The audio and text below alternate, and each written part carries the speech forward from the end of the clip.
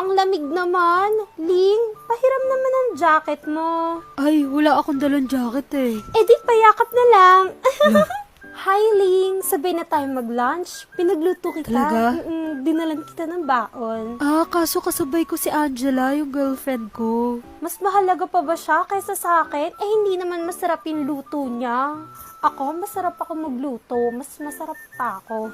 Lah, Hala, ang lakas ng ulan, Ling. Sabay na tayo umuwi. Hatid mo naman ako. Please. kasi Valentine, kasabay ko yung girlfriend ko, ihatid ko sa kanila. Gusto mo ba ako magkasakit? Sige na. Ako na yung ihatid mo. Inaantok ako, Ling. Pasandal ha. Sige, tulog ka lang Thank dyan. you. Ling, pwede mo ba akong lagyan ng lip tint? Sige na. Sige.